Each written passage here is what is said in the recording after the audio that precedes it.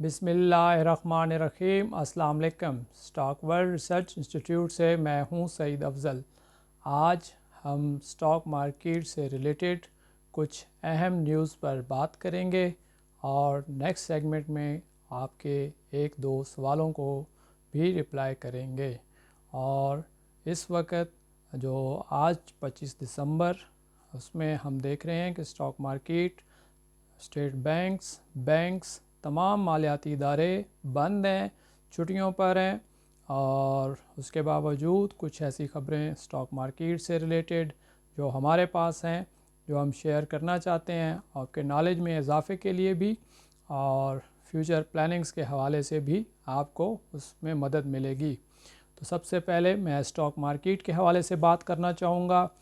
जैसा कि आपको मालूम है, स्टॉक मार्केट पिछले सेशन में तकरीबन जब बंद हुई है तो उस वक़्त स्टॉक मार्केट ने 1500 पॉइंट्स खो दिए हैं और स्टॉक मार्केट 1,12,414 पॉइंट्स पर बंद हुई है।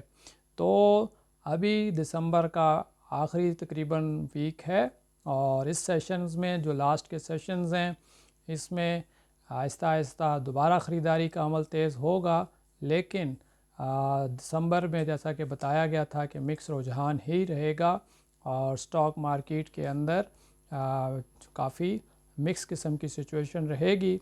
किसी वक्त सेलिंग और कभी तेज़ी नज़र आएगी। लेकिन जनवरी में जैसा कि आपको मालूम है कि क्वार्टर्स के रिज़ल्ट्स भी, पहले क्वार्टर्स के रिज़ल्ट्स भी आना शुरू हो जाएंगे 2025 के हिसाब से, तो उसमें काफ़ी चीज़ें बेहतर होना शुरू हो जाएंगी, तो रौनक लग जाएगी। जो आप लोगों को थोड़ा सा मार्केट की डिस्टर्बेंस नज़र आ रही है ये भी ख़त्म हो जाएगी। तो सबसे पहली न्यूज़ जो मैं यहाँ पर आज शामिल करना चाहता हूँ वो मारी पेट्रोलियम के बारे में है। मारी पेट्रोलियम ने जो बोनस शेयर्स की ख़रीदारी का अमल था उसको मुकम्मल कर लिया है और ऐसे शेयर होल्डर्स जो काबिल इतलाक़ टैक्स का अमल मुकम्मल नहीं कर सके उनके रोके गए तमाम शेयर्स को फ़रोख्त करके उन्होंने रकम कौमी ख़जाने में जमा करा दी है।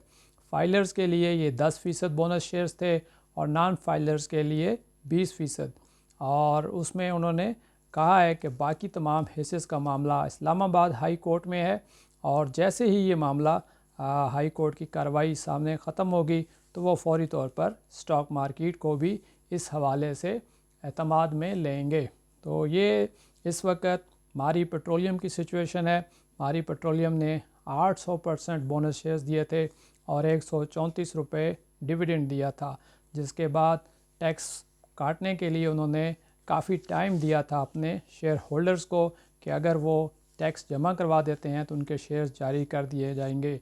लेकिन जिन्होंने ये टैक्स नहीं जमा करवाया तो उनके शेयर्स गवर्नमेंट के ख़जाने में सेल करके जमा करवा दिए गए हैं। अभी इस वक्त फ़िरोज़, दूसरी ख़बर जो मैं देना चाह रहा हूँ, ये फ़िरोज़ 1888 मिल्स लिमिटेड है जो बरतानिया में अपना ज़ैली इदारा कायम करने जा रही है और इसके बोर्ड ऑफ़ डायरेक्टर्स ने इसकी बाकायदा मंजूरी दे दी है, जिसके बाद स्टॉक मार्केट में इसके शेयर की प्राइस में 1.22 रुपये का इजाफ़ा देखा गया है और उस इजाफ़े के साथ ये स्टॉक में इसकी कीमत 71.77 रुपये पर जा पहुंची है। तीसरी खबर जो हम स्टॉक मार्केट की एक अहम कंपनी TRG के हवाले से देना चाह रहे हैं। TRG जो है इसकी ग्रीन ट्री होल्डिंग्स ने इसके जो शेयर्स हैं वो 35% शेयर्स के लिए टेंडर देने पर गौर कर रही है। ग्रीन ट्री जो होल्डिंग्स हैं ये पहले भी तकरीबन 30% इनके शेयर्स एक्वायर कर चुकी हैं। तो TRG के हवाले से ये ख़बर थी। नेक्स्ट जो ख़बर है ये Reliance cotton spinning mills limited की ज़ैली कंपनी है सफ़ायर इलेक्ट्रॉनिक्स, जिसने पाकिस्तान में सैमसंग की मसनूआत की तैयारी के लिए सैमसंग के साथ मुआहदा किया है। ये बहुत अहम ख़बर थी, जिसके बाद इस कंपनी के शेयर प्राइस में 69 रुपीज़ का इजाफ़ा हुआ है और 10% का इजाफ़े के साथ ये अपर लॉक लगा है। इससे पहले लकी ग्रुप और एयरलिंक भी सैमसंग के हवाले से मुआहदे कर चुके हैं और लकी ग्रुप ने सैमसंग के साथ मोबाइल्स की तैयारी का मुआहदा किया था। دنیا جہان میں نیکسٹ جو خبر ہے وہ ٹرانسپورٹس کے حوالے سے ہے۔ اس وقت ہم دیکھ رہے ہیں پوری دنیا میں الیکٹرک وہیکلز کا شور ہے، اور الیکٹرک وہیکلز کے حوالے سے بھی ہمارے پاس دیوان فاروق موٹرز کی ایک اہم خبر ہے۔ لیکن اس سے پہلے میں یہ بتانا چاہتا ہوں کہ ٹویوٹا موٹرز کی عالمی سطح پر جو گاڑیوں کے بنانے کی پیداوار ہے اس میں تقریباً مسلسل 10 ماہ سے اسے کمی کا سامنا ہے۔ چاہے امریکہ ہو یا دنیا کے دوسرے ممالک میں ٹویوٹا کی گاڑیوں کی جو پیداوار ہے اس میں مسلسل کمی دیکھی جا رہی ہے۔ اس کی وجہ الیکٹرک گاڑیوں کی تیاری میں چین کی طرف سے زبردست قسم کا کمپٹیشن ہے جو ٹویوٹا کو درپیش ہے۔ نیکسٹ خبر دیوان فاروق موٹرز کے بارے میں ہے، جو پاکستان میں الیکٹرک ٹرک کی تیاری کا کام شروع کرانے جا رہا ہے، اور ان کے جو ٹرک ہیں یہ ڈیزل سے چلنے والے شہزور کی ساخت پر مبنی ٹرک ہیں جو ایک ہی چارجنگ میں 300 کلومیٹر تک چلنے کی صلاحیت رکھتے ہیں۔ یہ دیوان فاروق موٹرز کی طرف سے ایک اہم پیش رفت سامنے آئی ہے، اور دیوان فاروق موٹر نے اس حوالے سے حکومت پاکستان سے ٹیکسوں میں نرمی کا مطالبہ بھی کیا ہے تاکہ الیکٹرک وہیکلز کی تیاری میں انہیں کچھ سہولت مہیا ہو سکے۔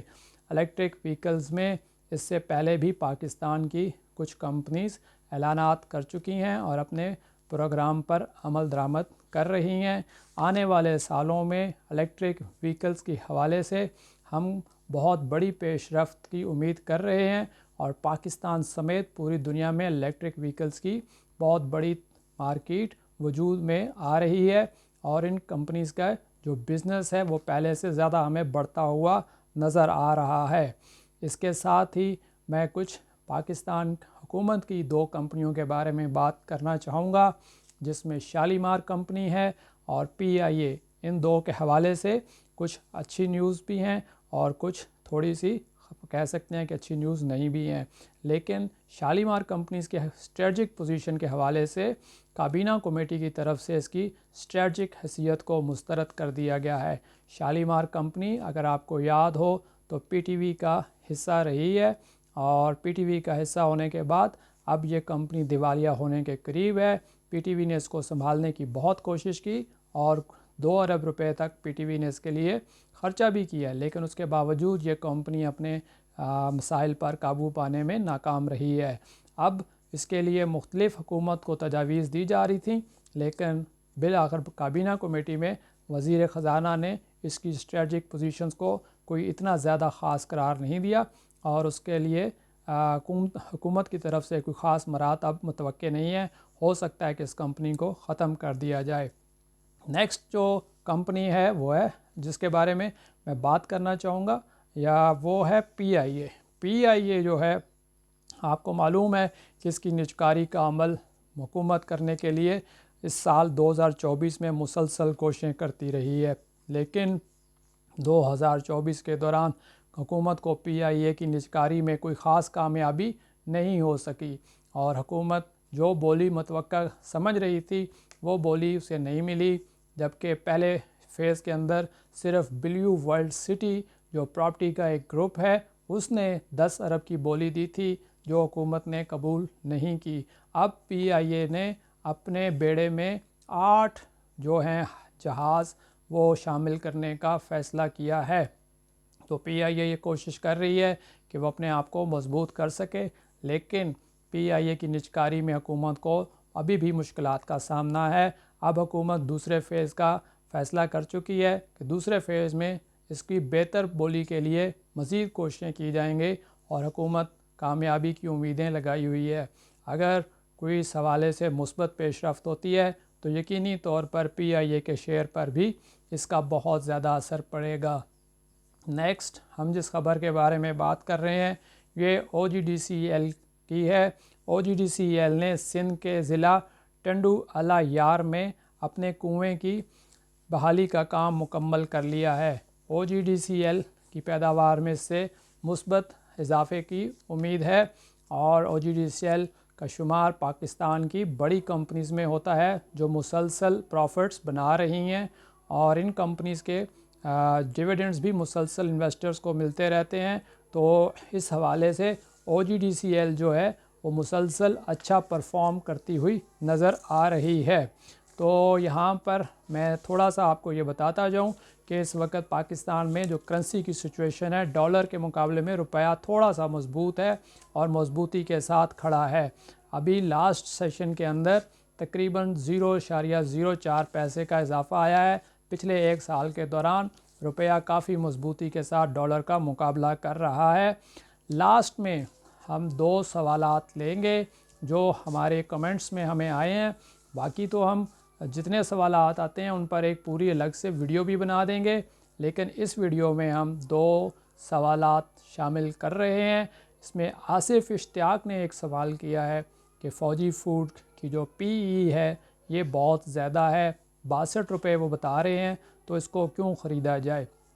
تو اس حوالے سے میں ان سے ایک بات کرنا چاہتا ہوں کہ دیکھیں، اگر آپ 2020 کے اندر فوجی فوڈ کی EPS دیکھتے تو یہ -3.72 پہ تھی۔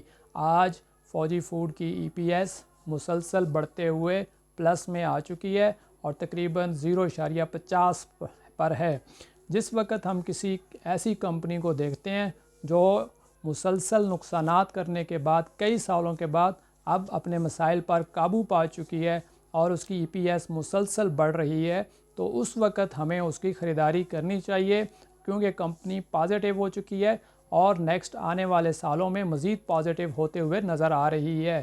اگر ہم اس وقت میں اس کی خریداری کریں تو ہمیں اس کی انویسٹمنٹس پر فیوچرز میں بہت اچھے اور بڑے بڑے ریٹرنز متوقع ہیں۔ اگر آج PE 62 ہے تو آج سے 4 سال پہلے اس کی PE اگر آپ دیکھیں تو وہ بہت زیادہ تھی، لیکن ٹائم ٹو ٹائم یہ کم ہوتی ہوئی نظر آ رہی ہے اور آنے والے ٹائم پیریڈ کے اندر مزید کمی دیکھی جا سکتی ہے۔ اس لیے اسے ٹائم ٹو ٹائم ہمیں انویسٹمنٹ اپنی کرتے رہنا چاہیے، کیونکہ کمپنی اب پروفٹس میں آ چکی ہے اور اس کے پروفٹس میں مزید اضافہ متوقع ہے۔ امید ہے کہ یہ سوال ان کے جواب ان کو مل گیا ہوگا۔ نیکسٹ ملک صفدر صاحب نے ہم سے یہ سوال کیا ہے کہ بڑی قیمت یا چھوٹی قیمت کے شیئرز میں سے کن شیئرز کو خریدنا چاہیے؟ تو یہاں پہ میں ان کو ایک جواب جو بتا رہا ہوں وہ یہ ہے کہ بڑی قیمت ہو یا چھوٹی قیمت کا شیئر، قیمت ایز سچ اتنا میٹر نہیں کرتی جتنا کمپنی کی پرفارمنس، فنڈامنٹلز مضبوط ہونا بہت ضروری ہیں۔ اگر کمپنی کی جو پرائس ہے وہ کم ہو یا زیادہ ہو، اس میں جو آپ کو پروفٹس ملتے ہیں وہ پرسنٹیج کے حساب سے دیکھے جاتے ہیں، اور اگر بڑی کمپنی کے شیئرز بھی آپ کے پاس نمبرز میں کم ہوں لیکن اگر وہ پروفٹ میں آپ کو زیادہ پروفٹ دیتے ہوں تو پھر بڑی کمپنی کے جو شیئرز ہیں وہ آپ کے لیے زیادہ فائدہ مند ہیں۔ تو دیکھا یہ جاتا ہے کہ چھوٹے قیمت کے شیئرز ہیں یا بڑی قیمت کے شیئرز ہیں، ان میں سے ہمیں کون سی کمپنی کے جو پروفٹس ہیں وہ پرسنٹیج میں ہمیں زیادہ فائدہ مند ثابت ہوتے ہیں۔ تو آج ہم نے یہ 2 سوال لیے ہیں، آگے آپ آنے والی ویڈیوز میں بھی اپنے سوالوں کے جوابات دیتے رہیں گے۔ ہم کوشش کریں گے کہ اس حوالے سے آپ کے جتنے بھی سوالات ہوں ان سب کو شامل ہے، ہر ویڈیو میں 1-2 سوال شامل کیے جائیں، اور جو مزید آپ سوالات کرتے ہیں جو رہ جائیں ان کے لیے ہم الگ سے بھی ایک ویڈیو بنائیں گے، اور سٹاک مارکیٹ کی جو تازہ ترین صورتحال ہے، کن شیئرز کو خریدنا چاہیے، کون سے شیئرز ایسے ہیں جن میں انویسٹمنٹس کرنے سے احتیاط کرنی چاہیے، اور اس حوالے سے ہماری ویڈیوز میں مسلسل بتایا جاتا رہتا ہے۔ آپ ویڈیوز دیکھتے رہیے۔ آپ کا بہت شکریہ۔ اللہ حافظ۔